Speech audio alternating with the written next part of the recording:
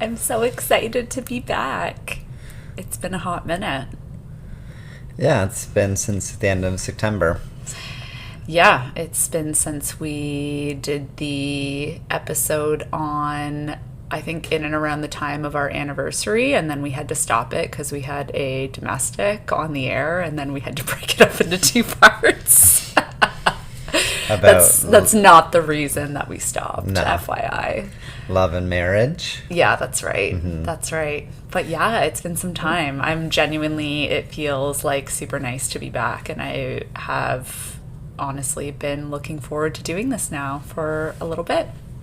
Yeah, I got sick. Yeah. And that was a good... You were honestly sick for like a month. Yeah. Probably COVID related, although we don't test Definitely. for COVID in this household, but... Yeah, just like 3 drinking weekends in a row with cottages and Friendsgiving and stuff like that, and then family night. Doing cold plunges on each of those, which I find out after that it might be the worst thing you could possibly do when you're fighting something off. It's good when you're healthy, but when you're already fighting something, apparently the worst thing you could possibly do is do cold plunges. It's so funny because we were watching either a Huberman episode or one of the like Ask Me Anything like small clips. I guess it was earlier in the week or last week. And even in real time, when you were doing those cold plunges, when you were kind of on the brink of being sick, you're like, I mean, I enjoy doing it. I don't know if this is good when you're sick or not, but we'll just go for it.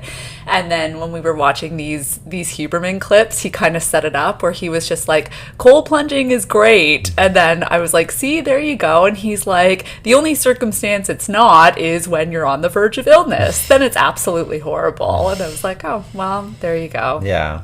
Now you know.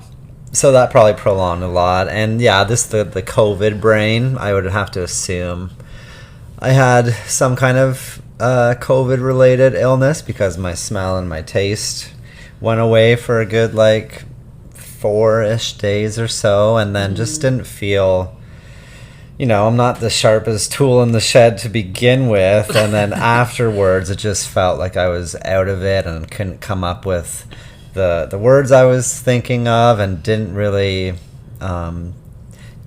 have any kind of passion or empathy as well afterwards. Just like the fogginess and the grayness that could be related to being ill, and COVID could also be related to November. It's a moopy time of year. Big time. I see that in myself and just having to fight out of it, and I see that in my clients, and I see that in general society. Yeah. At work also. Yeah, so that, getting sick, getting busy, not feeling super sharp to do it, and then just time sliding away a little bit, but back to it. We're not stopping, we're continuing, and we're back to it now. Well, I think, honestly, kind of like the love and marriage episode, where I think it's important to share, everything isn't perfect and everything doesn't always go according to plan, like in that episode where we had to break it up into 2. This very similarly to a workout routine or a diet. I use that in air quotes because I don't fully believe in dieting, but like any activity or any habit where you want to improve and it's a good lifestyle habit to have, like there's periods where it's great and you're on the ball, and there's periods where it might wane a little bit. And I think it's important to just start, and that's what we're doing today. It doesn't have to be, you don't always have to wait for a Monday, or you don't always have to wait for a new year, which we're going to talk about a little bit today, just as we're goal setting going into a new year. It's just about getting back and starting and creating some momentum. And I wouldn't even say starting, but just continuing, getting back to it. Because starting would mean that you've ended Right. And there is no end. There's no end. There's no end. It's forever, and realizing that the negative gravity, the slipperiness of the slope is always going to be a steeper decline. The negative gravity is always going to be a whole lot stronger than the positive gravity. So to build up that momentum and to keep it going, you're pretty much always going to have these blips, these 1 step back, 3 steps forward, these, it's super gray out and there's war all over the place and it seems like everyone is just letting it go to shit. Mm-hmm. And you have to, as an individual, fight through that, or else you're not going to get out of that negative gravity. You have to fight through that and get your head back above water. Mm-hmm. Absolutely.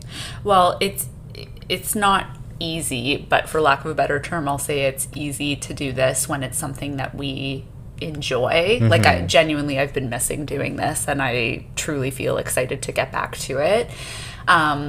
We were talking about building up the runway and building up a little bit of momentum at the end of the year, because it's something we want to make sure that we're doing regularly come the new year. So I had even mentioned over the last, 2 weeks, let's make sure we prioritize and fit in the time to do a few episodes before 2024. However, I will say it was kind of a nice kick in the ass because Spotify came out with their Wrapped I don't know what you call it, like their Wrapped. That's just what it's called. Spotify Wrapped. Yeah.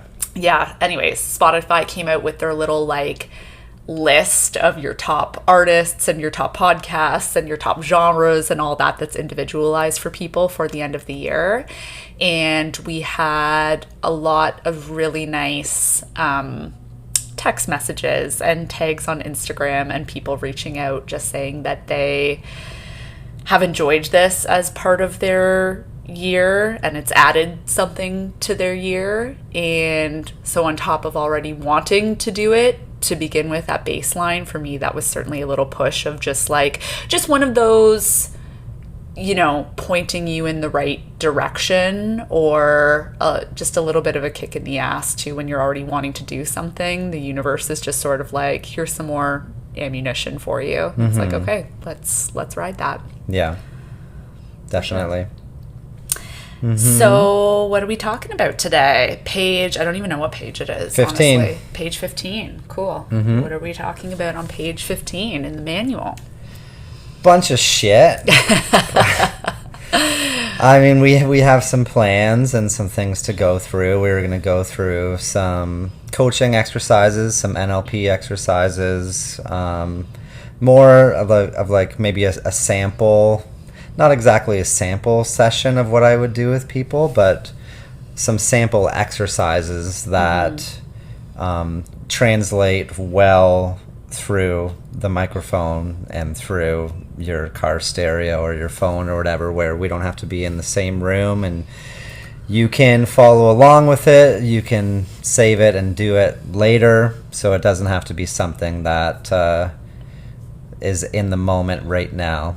So starting with some of those things, and we have some notes here. You have well, I think because this is actually something, again, everyone who listens knows we sort of have this working Google Doc to brainstorm in and plan out ideas for future episodes, and so this is something we had actually tentatively planned from back in October that we just never quite got around to. And I think the original intention of this was, as people know, you are John from Toronto Performance Coaching.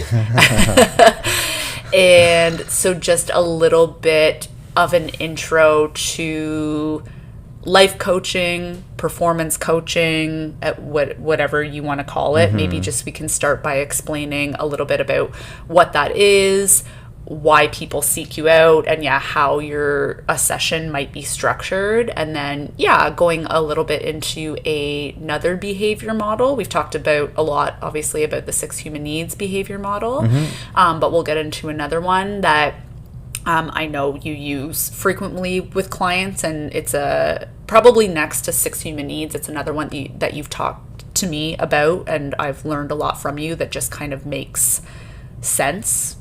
Like it's called Logical Levels, but it is quite logical, and it's sensical. It makes sense to me. So I think it's something that people could get a lot of value out of. And then, yeah, maybe going through a couple exercises that you have and would use in a session with a client. And yeah, again, these are very, we chose these ones, or you chose these ones intentionally because they're exercises that do translate well through a speaker.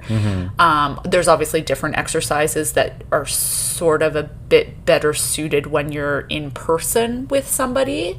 But these couple in particular, just in the spirit of it being the end of a year, and the new year is a typical time where people do a lot of goal setting and set intentions for the new year. Maybe it will sort of help people set some intentions. Absolutely. So why don't we start by, maybe could you, maybe this is a question you get a lot, I'm not sure, but is there a difference between like performance coaching, life coaching, counseling, therapy? Like how would you actually define it, and why do people typically seek out your services? Yeah, it's hard to... I kind of just cover all my bases of like, I'll put career, life, and relationship on my website, because all the things that we're going to go over pretty much apply to all of those. So it's more of like, if you think of a financial advisor or investment advisor, what I kind of do is more of like behavioral, emotional advisement and like intelligence, and teaching you the tools and the skills so that you can like do all your investing on your own. You know, not going to teach you investing, but more of the actual like investment in yourself. But nothing, not so much financial related. Okay, so don't expect that. But it's more of the emotional awareness and intelligence, and the behavioral awareness and intelligence of you're looking to make, you have a goal, you're looking to make a change, you have a self-limiting behavior, you're wondering how come your relationship isn't going well. It's like, well, there's a lot of tools and information that applies to all those things, and there's never been a better time for us, whether that's nutrition or physical activity or financial information, there's never been a better time for an individual to learn about that stuff on their own. With Instagram and the internet and podcasts and YouTube channels, you can literally learn from the experts for free. So what I would help to provide is that emotional and behavioral information of why we may be doing something, what needs it's meeting, how come we're having trouble breaking free of that, how can I, my relationship, we just get into arguments all the time, why is that happening? It's like, well, there's universal information that I didn't create, but I'm helping to share it. And there's, of course, exercises that I can do with people that help them figure out those answers on their own as well. So it's not just me having these resources and passing them to you. There's also tools and exercises that I do with people where they unlock it in their subconscious. That's what NLP is. That's neuro-linguistic programming, which is, getting into your subconscious a little bit and helping you come up with the answers that you already know deep down, basically. Bringing them to the forefront. Bringing them to the surface, bubbling up type of stuff. So for coaching, whether you're talking about, behavioral coaching or emotional coaching or life coaching, it really depends on who the person is giving the definition, explaining the definition. But that's what it is for me. It's helping you to figure out why you do the things that you do, and if you want to do something different, how can you get there? Right. And if you're even going to be happy when you get there. Because that's an important part of not just being like, okay, well, let's help you lose 20 pounds, and then when they get there, nothing changes mentally. So that's a failure. So I don't want them to reach a goal if it's just going to be a hollow goal. So you have to also talk them through that. And coaching will be more generally more like in the present, solution focused, as opposed to you lying down on the couch or sitting on the couch and just talking about problems till death. That's a good business model, but it's not it's not really great for the client as a whole, unless it leads somewhere. Right. Well, and that's actually something that I was going to add to is one thing. I mean, I'm kind of lucky that I just get to absorb this stuff for free from you. But one thing that I personally like about your model is, I've heard you say several times, like, you shouldn't be with me for life, right? Like, what a great business model it would be to set up this like dependence of like, you're going to have to sign up for one session a week with me for life, right? Like, obviously that would be lucrative, but I like typically, correct me if I'm wrong, you generally sell anywhere from like 3 to 6 session packages, and you're like, yeah, by the end of 6 sessions you should have the tools to solve this problem or reach this goal, or like whatever it is you're trying to achieve. Like, these are limited packages where I'm just kind of like helping you along the way, but we shouldn't, you shouldn't be signing up for like 6 months or a year's worth of sessions with me. Otherwise I'm not doing my job properly. Yeah. And again, to relate it to like a financial advisor, maybe you go see them a few times in the span of a couple months to get the ball rolling and see like, okay, where are we going here? And then you see them like once a year, right, or once every couple of years to make sure you're on track. And same thing with life, as shit pops up, like it is going to. And if we if you're happy with my services, then when you start having a sick parent and all these things are bubbling up to the surface, or you have relationship problems, or you're thinking of a career change, it's good to have someone bounce ideas off of, see your blind spots, ask you those like golden nugget questions, those like looking for the studs in the wall questions, and finding out where to drill, and then doing some exercises, some NLP exercises, some mental visualization exercises that help you get there on your own. Right. That makes sense, right? And when clients reach out to you for like, say, an initial consult phone call, what are the things that you typically find people are asking for? These days, it's a lot of in general, these days, the last like 3 months, 6 months, a year, it seems like there's a lot of males, and the description of low motivation, grayness, lacking discipline, motivation, and they don't know why, what to do about it, and like wanting to figure out their spark, wanting to figure out their purpose, maybe in a job that does nothing for them, but they're not motivated enough to do something about it. It seems like that's what I'm coming in contact with, but it also seems like, just from looking at the outside world, a lot of people are going through those ebbs and flows of the grayness, as November will do to people. So that leads to a lot of other thoughts that I have about like, well, what's causing that? Because I know when I feel that, a lot of times that's when I'm not doing the things I need to do in order to make myself feel good mentally and physically, which is putting myself through hard shit, which is doing breathing exercises, limiting Instagram time and phone time, doing hard workouts, exerting myself to get pleasure, as opposed to just being able to get pleasure sitting on the couch doing nothing.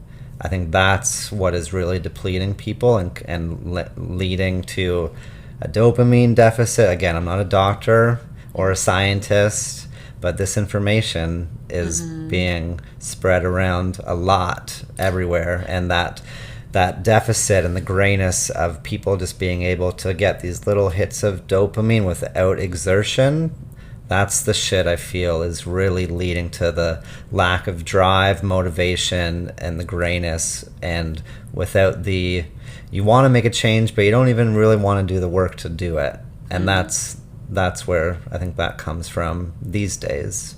Reward without work. Yeah, and we did touch on that, like just barely scratch the surface of that back in the summer when we did our I don't even remember what we called it, no social media Mondays or no technology beware Mondays. of your blind spots, I think. Well, as far as the actual name of the episode. The name of the episode, but we also did a little social media challenge that some of our listeners and followers did with us, where you just chose an app and cut that out for a Monday. And we talked a little bit about dopamine in there, but we are actually planning a future episode on that as well. So maybe we'll just parking lot some of those ideas until we can get in, because it's a heavy, involved topic. No, that's something that we've been talking about a lot. I've been watching a lot of stuff about. I've been creating those barriers and safety nets for myself so that I don't get too locked into those doom scrolling things. But yeah, there's that's a more complex issue. As you see more and more countries banning TikTok and stuff. Like Nepal just did that. Pakistan, I believe, has done that. A couple states in the US have done that. And they might be doing it for different reasons. I know China has limited what certain age groups can see, so they're not just frying their brains. And it's not like China has the human rights at the top priority. No. So if they're doing that, they must see what it's doing to their population. They don't want their entire population to fry their brain. Right. So you have to really start to think about this, and when you are experiencing it and wondering why you're feeling gray and you just can't stop doing these patterns and habits, you're probably addicted to these things. Yeah. But that's, again, that's something you can tell. You can tell in my voice. With a whole other extra episode on that, but I know it's certainly something that you're super passionate about, and I know it's something that we have preached like tidbits of this in previous episodes, but I know it's something that you notice in yourself and then notice in clients and a population. And as more information comes out about just social media and screen time and what that does to dopamine levels, it's something we'll talk about in a future episode for sure. Okay, so the behavior model that we wanted to talk about today, so logical levels, tell us a little bit about that. Yeah, so it's developed by a guy named Robert Dilts. And this is something I learned through one of my NLP certifications. And if you were to look it up on Google or the internet, you'd be looking up like neurological levels or logical levels of change. So it really is applied to change. If you're looking to make a change or if you're struggling to make a change, it really is best suited for that. But it also, we've talked about it before in conversation, and we'll get into like how it's used in conversation as well. But basically, the logical levels of change, if you think of a pyramid, the smallest point is at the top, the widest is at the bottom, and the bottom rung, we'll go through them really quickly, but the bottom rung is environment. So, when and where. The rung above that is behaviors. So what? The rung above that is capabilities, which is how. The rung above that is values and beliefs, more so beliefs, which is, why. And above that is identity, who. And then the next level above that, which depends on what you find on the internet, it could be purpose, it could be outside yourself, it can be spiritual. I usually put like spiritual, like outside of yourself. So if you think from the top down, it's I can or can't do that here. Okay. So the easiest way to explain it, obviously talking about a pyramid through voice is probably not the best way to explain. When we transition to video but at some point, we'll But the easiest diagrams. way to explain it is to go through an example. Yeah. So how would you use this model of because you said this kind of relates to like changing behaviors, perhaps with like goal setting, like the goal is to change a certain behavior. So what would be an example of if somebody had a problem and they wanted to change their behavior to change that problem? Like how would you coach them through using this behavior model? Well, I would think the easiest one to bring up, just with my personal training background, is a chronic pain. Okay. Yeah, so let's say you have a chronic pain in your knee or knees. Sure. And it's been bothering you for months and years, and it's really affecting your quality of life, and you want to do something about it, but in your mind, you don't know what there is to do. You think you're really just waiting until you get surgery. So you're not... Or this is just how it is. This is how it is, right? Sure. So let's go through it. So the environment of what has this circumstance, how has that shaped your environment? It's like, well, I am in chronic pain. I can't go out for runs or walks, and I basically just I can't get onto the floor. I have to sit on a couch in a certain way. So you're just kind of fixated on the here and now of I'm in pain, I don't know what there is to do about it, and I can't get outside of my environment because I'm just focused on this pain. Could it even be the physical environment of you mentioned not being able to get onto the floor, so your physical environment could even entail like, I have to sit on this couch. Like, to me, that just seems like your actual, like your tangible physical environment. And even just like the words someone is saying is like, well, what can I do? Or it is what it is. My pain, it's been like this for so long.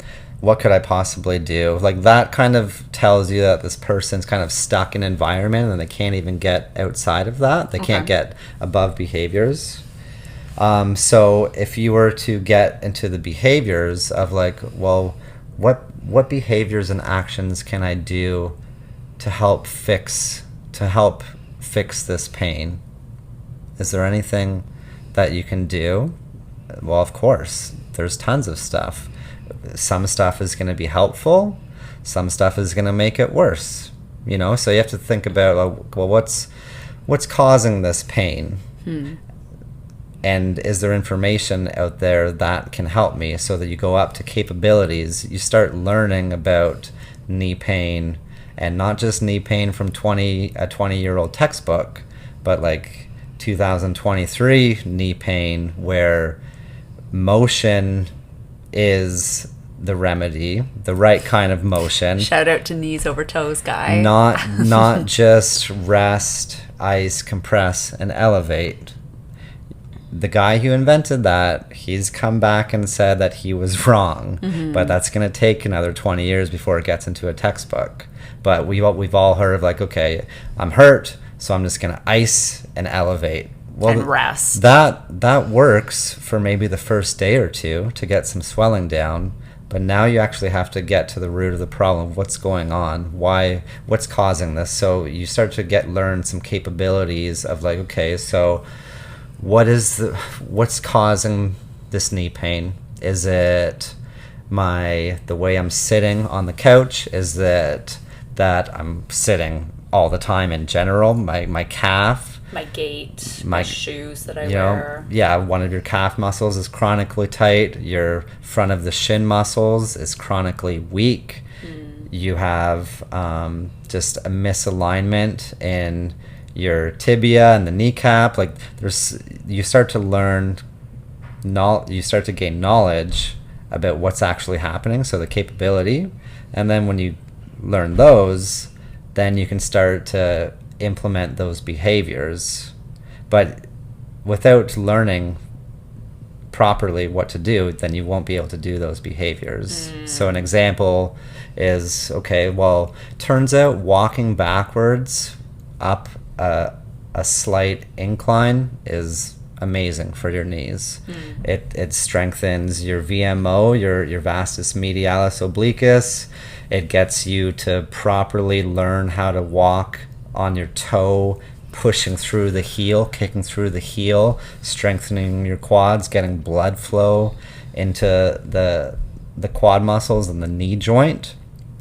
And that is information that's been really known in Eastern culture. Like anytime you would see someone walking backwards, it's usually like an Asian guy. But now it's not just an Asian guy, it's me in the park. There's in Hyde Park walking backwards. You're making me do it with you. Okay, but there's so many people that just swear by it and have the scientific research and background to help support it. Like exercise scientists and stuff. So it's like, okay, so I've increased my capability of learning, well, okay, so walking backwards is actually going to help it. So then I implement that behavior, and then that changes my environment. Okay, so just to recap, just so I can make sure that I'm following along. So the bottom four rungs of the pyramid, from the widest at the base would be environment, followed by the one up would be behaviors, followed by the one above that would be capabilities. So environment, if we're talking about chronic knee pain, would be like, I am stuck with this chronic knee pain. This is part of my physical environment, part of my body. I can't get down on the floor. I only have to sit on the couch, for example. And then so the behavior would be, is there something I can do to fix this environment, the problem in this environment? And the answer is, of course, I need to educate myself on proper like movement and exercise behaviors. And then you move up to that goes to capabilities. That goes into capabilities, which is so behavior is like, I guess an exercise. What you do, what are you doing? Yeah. And then the capability is how you're doing it. Gotcha. Okay. Yeah. So it would be you're like, learning you're learning the strengths and the skills and the capabilities. It's like investing again. It's like, okay, so we live in the ghetto. I want to get out of it. How do I do it? Well, I'm going to start saving $10 a month. That's not going to do it. You got to, so the behavior, I have to actually go up and I got to be like, okay, well, what do I actually have to do? I have to learn how much I actually have to save to get out of this place. So that's capabilities. Okay. So you and then that can impact your behaviors. So it's learning what's actually needed. And the same thing goes, so it's not just the behavior, because a lot of times you can do behaviors that make knee pain worse. You start doing lunges and squats and they're, you're not ready for it. Thinking that you're strengthening. You don't have the strength for it. You don't have the flexibility. Your technique is piss poor. You make it worse. And then when you do those things, guess what happens? You end up kind of reinforcing a belief. And which is that next level above capabilities is beliefs. Is beliefs. Okay. So the belief of this just is what happens when you age. This is part of getting old. I have arthritis. I got the itis, and this is what's causing me pain. Arthritis does not cause pain. We all have kind of buildup of the itis. Okay, a lot of that's important for people to actually understand. Is arthritis is just that buildup and that kind of deterioration of the joint from usage, but a lot of times that doesn't mean it's pain. It's not synonymous with pain. No, absolutely not. Pain can come from something else. But if we have a belief that, this is just aging and pain is normal with age and you're supposed to slow down with age and there's nothing I can do about it because it's arthritis, so why even bother? If that's my belief, do you think I'm going to learn anything? Then you're not going to seek out the capabilities to change the behavior, to change the environment. No. So it's like a domino effect. So the higher up you go in that pyramid, the more trickling down effect it has. The higher up I go, if I make a slight change in a belief, that immediately impacts my capabilities, because now if I believe that I can actually improve this thing, that's going to light a fire under my ass to actually learn about it, right, and to seek out this information. And then when I find that information, I'm going to throw a whole bunch of shit against the wall and see what sticks. I'm going to try out a whole bunch of different behaviors and see what helps, and then that ends up changing my environment. Right. Yeah, so the higher up you go in this, the more impact it has on everything else. If I change my environment, if I'm an alcoholic and it's I need to get rid of this behavior, and I move from Toronto to Edmonton, it's good luck, you're going to be more depressed there than here. So I've changed my environment, but that's not the only thing that can make a difference. If you're surrounded by a bunch of friends that are alcohol abusers and drug abusers, and you're I need to get out of this environment, then yeah, that can absolutely end up changing. But that's not going to always be the case. But if you go up and you change a capability or a belief or your identity, that can absolutely trickle down. I'm learning about this disease and why I turn to alcohol when I face hardships. Yeah. And even, that's a big thing, is there's a whole lot of gray area. A lot of people believe that alcoholism is a disease. A lot of people will say, no, it's not. A lot of people will say it's passed on through genetics. And a lot of people will say that, you actually learn how to cope with life through alcohol because you've watched your parents do that. Just like with a relationship, a lot of times that's how you learn what love is, by watching how your parents treat each other. And you create your own definition through that. So it's a lot of gray area. And what we believe really trickles down into how much work we're going to put into it and how much effort we're going to put into it. So if we don't believe that we can, this is just part of aging and pain and not being able to go upstairs or downstairs or go for runs, if we just believe that, then you're not going to put in the effort to learn anything about it, to make changes. You're just going to bide your time until you get a knee replacement surgery. Right. Well, that makes so far of all the levels that you've talked about, the belief makes the most sense to me, of where you can really, all of the levels make sense, but it really makes sense to me that belief is where you can really start to snowball and affect the lower levels. Big because time. Of course, if you have, it doesn't even have to be chronic pain. I mean, we'll keep it consistent with that example, but if you're just I'm just an anxious person and that's the way it is, or I've had this chronic knee pain my whole life and that's just how it has to be, then of course, why would you be motivated? That's just a part of your identity. And it's so absolute that it doesn't seem like there's anything you could do to change it, versus if you can change your belief of yeah, I have had this chronic knee pain for 10 years, but more and more free information is coming out. I'm hearing these really smart educated people that I trust on podcasts and YouTube, and they're showing me how to do this, and I'm looking at testimonials and I believe it's possible, then it's like, well, maybe I can cure this pain or this anxiety or that whatever, insert whatever example you want as well. Yeah. Interesting. And then when you go up that next level to identity. So identity is above beliefs. Yes. Okay. Yeah. So the identity of how you perceive yourself and how you think people perceive you. Like, I am a person who blank. Right? So that's really important. If you're thinking about a goal or something you want to change, something you're unhappy with, what would your identity have to be in order for you to make this change?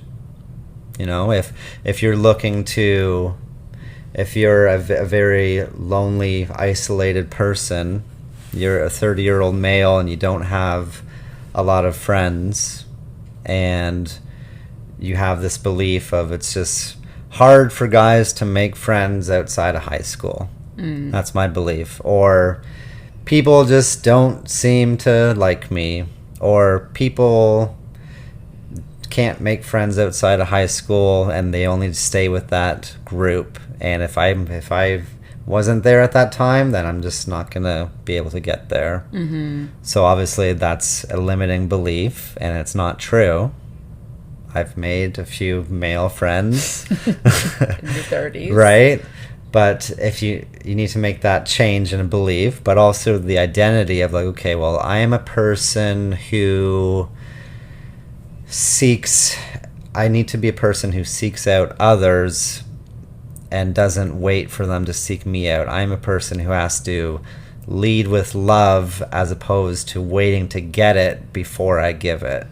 I'm a person who's worthy of having valuable friendships. I'm a person who's worthy of a relationship and love. Like, those identities and those beliefs, that obviously can trickle down the most. Those are where the biggest changes happen. But like, if it really doesn't matter what, you know, the things you're learning or the behaviors you're doing, if you truly don't believe you can get there, you're not gonna keep it up long term. So for me, the identity of like, I am a person who helps others, and the belief that I need to make sure my ship is tip top in order to help others. So like, those are pretty empowering beliefs, and they help my quality of life and help my job and everything. But the identity of like, I am a person who can make a difference in the world through personality and humor and love and that kind of stuff. So if you can really like hone in with that identity, it trickles all the way down.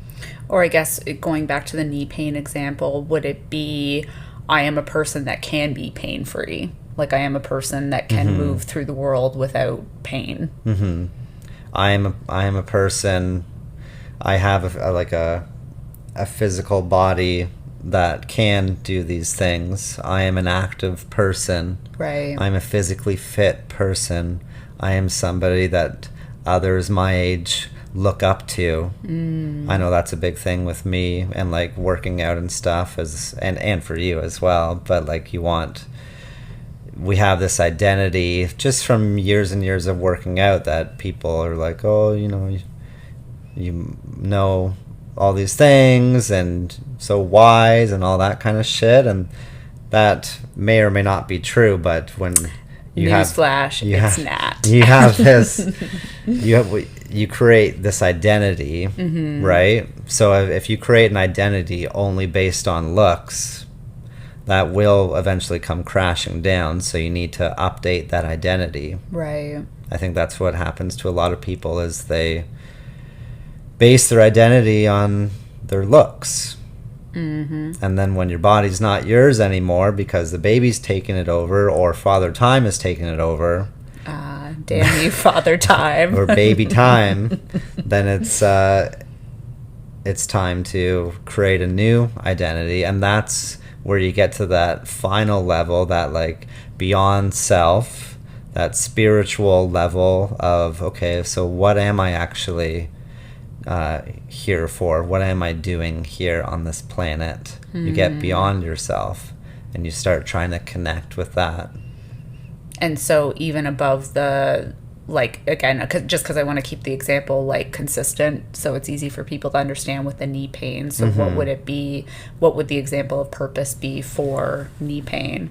Like, I am somebody who is, beyond my body. Like, I have more to offer the world than just the functionality of my knee, or it's, I need my body to be able to do things for others. Right. Okay. Right? Gotcha. If I want to have loving relationship with my kids or my grandkids, or if I want to make differences in the world, I'm going to need to a functioning pain-free body. A functioning pain-free body type Gotcha. of thing. So for me, like, just an example as like life coaching or personal training, it's like, yeah, I am here for something greater than myself. It's to have some ripple effects in the pond, have some ripple effects for people in my life to help improve their life.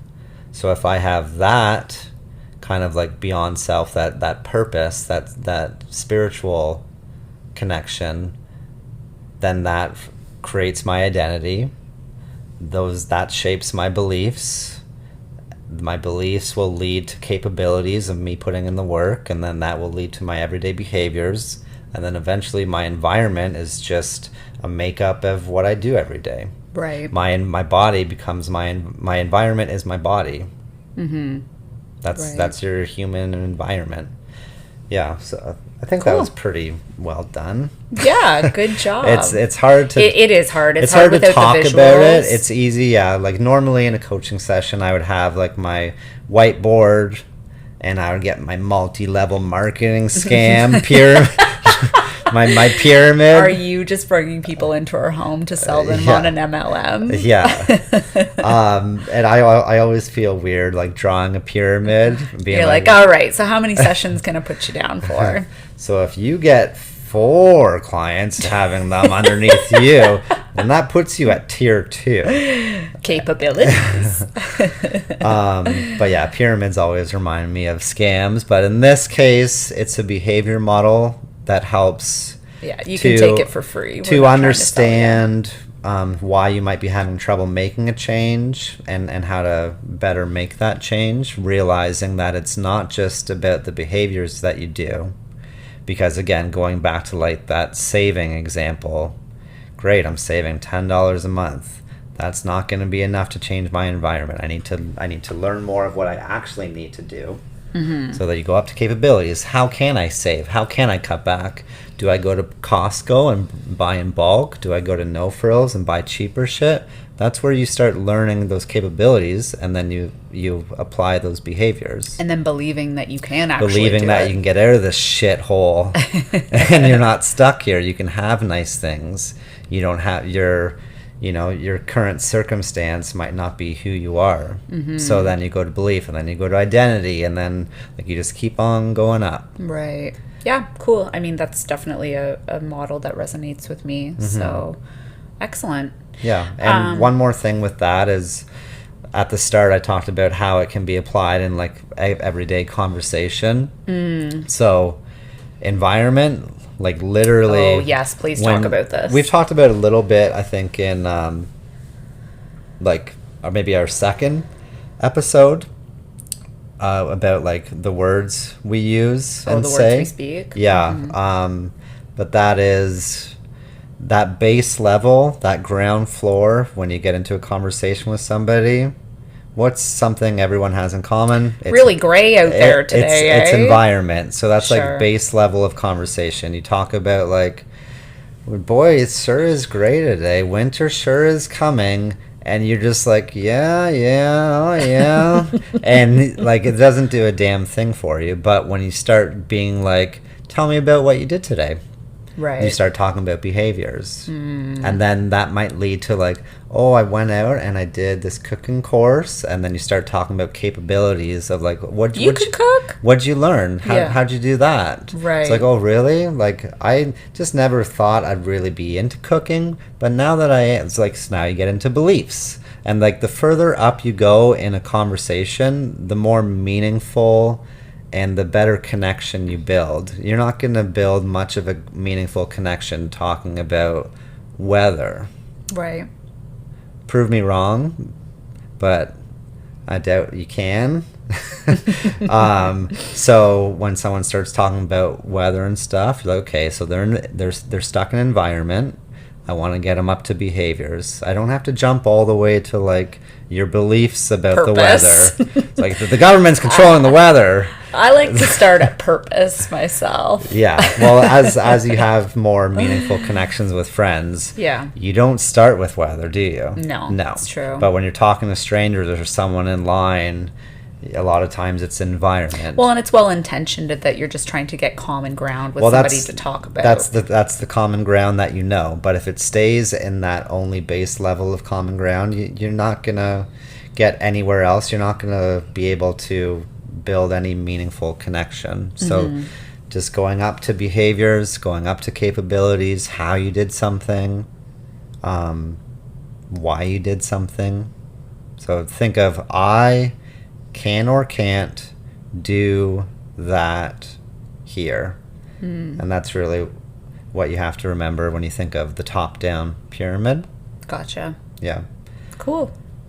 Do you want to get into a couple examples of exercises? Yeah, maybe just one. Sure. Which one do you want to go for? How about the Dickens pattern? Okay. Oh, this is very Christmas appropriate. This is a Yeah. true Christmas special. Yes. So if you think about Charles Dickens and A Christmas Carol, One of my favorite Muppet movies. the best Muppet movies, really. Yeah. Yeah, that is the Kermit, the prime Kermit, for sure. And is it Enzo the rat? Yeah. I think it's Enzo, right? He was the narrator. But yes, definitely one of my favorite Christmas movies. And in that, it's taken from Charles Dickens' novel, A Christmas Carol. And in that, we all remember the ghost of Christmas past, Christmas present, and Christmas future, and how much that has an impact on Ebenezer. Like, that's literally how they get him to change. Yeah, is through that pattern. Woo! I just got some chills. That's very... The Muppets were ahead of their time. The Muppets gives you chills. Especially Beaker. Sorry, yes. And that just blew my mind a little bit right now. I was like, oh my God, they are evoking change by talking about past, present, and future. So that Dickens pattern, that's something that I'll have like in my repertoire and I'll have like in the back of my mind in a coaching session, and I don't force it on people, but if there's a good time to bring it up and do it, then I do it. Because if you can get Ebenezer to change, then you can probably get anybody, right? So what that does, it basically creates, it really helps open up that wormhole for change. It creates a sense of urgency. It shows you that this behavior, what you're doing, how it's hurt you and others in the past. It shows you how it's hurting you and others in the present, and it shows you how it's going to hurt you and others in the future.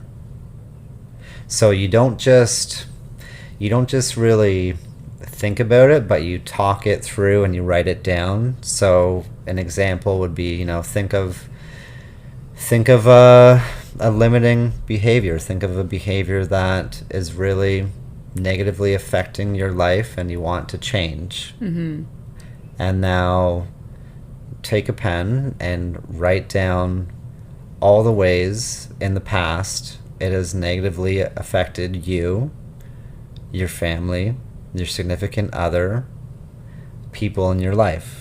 And if you actually want to go through this exercise, you can certainly like pause this at different points as he's going through it and actually do the exercise. Yeah. So you're writing down those things. You're kind of putting yourself in some of those moments, those uncomfortable moments.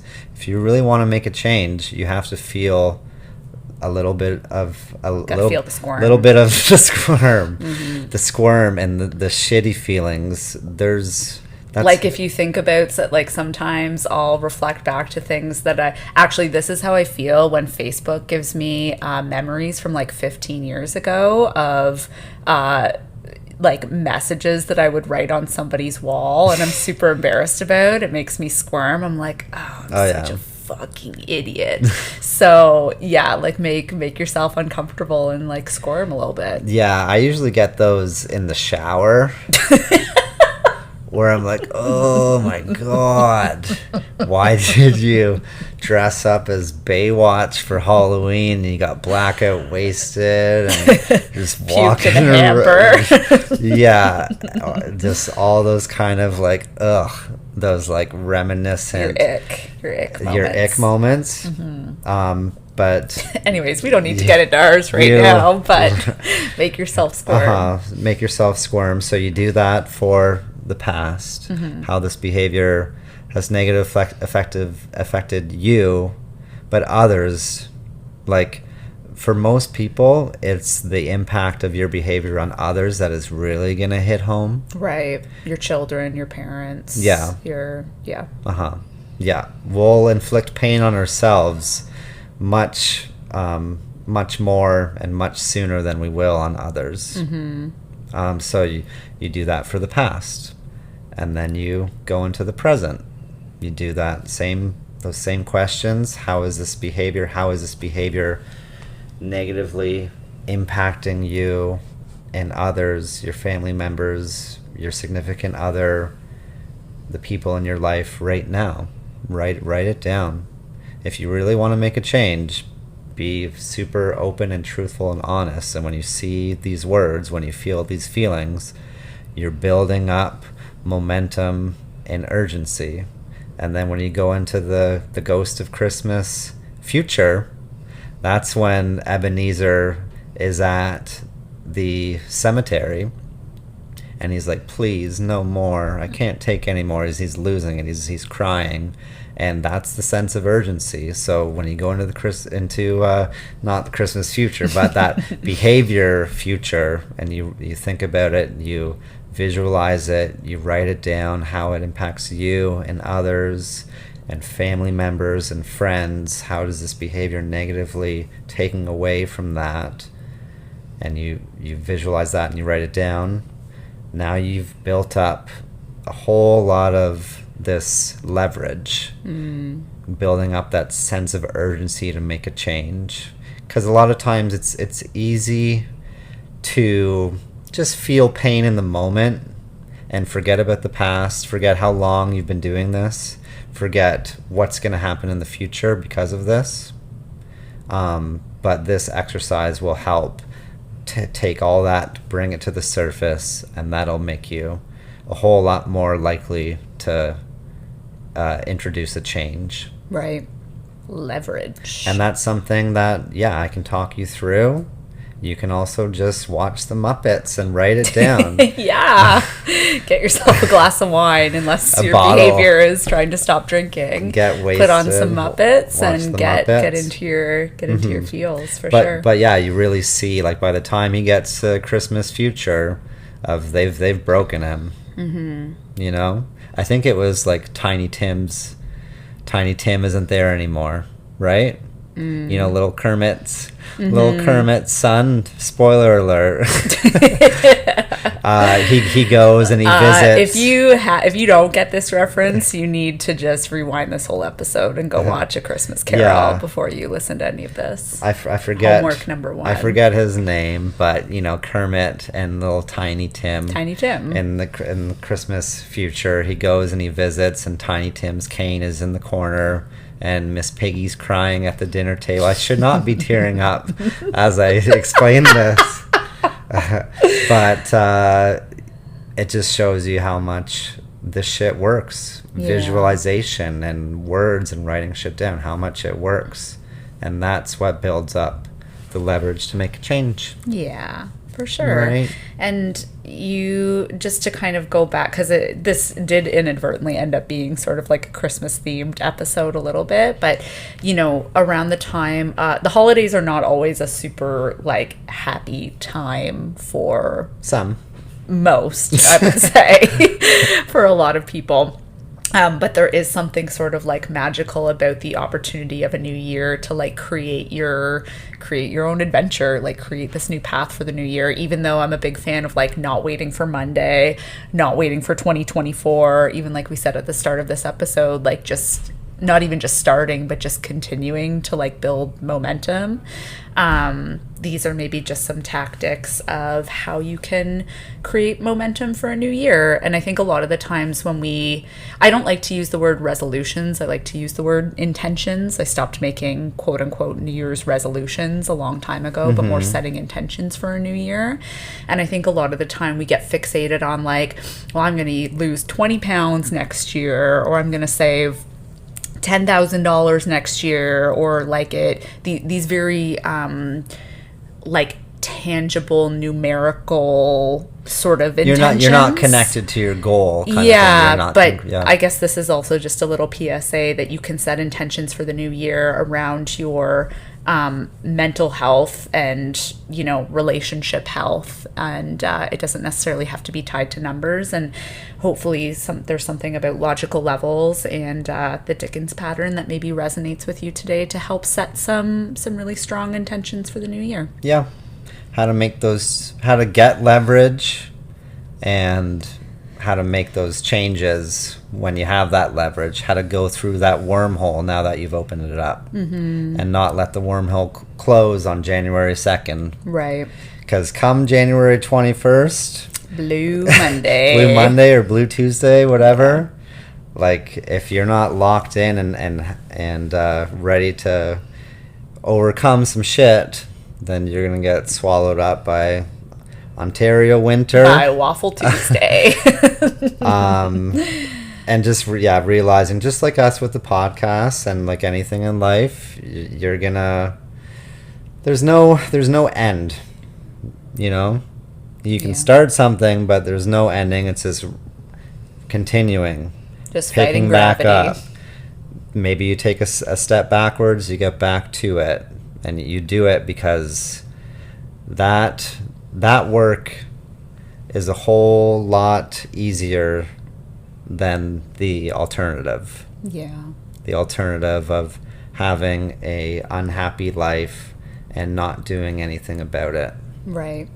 Yeah. I think that's a good place to end. Alrighty. Yeah. Thanks for listening, everybody. You can check out Johnny's website on torontoperformancecoaching.com. You can follow us on Instagram at Instruction Manual Podcast. Thank you, as always, for listening, and watch The Christmas Carol. The Muppets Christmas Carol. Bye-bye.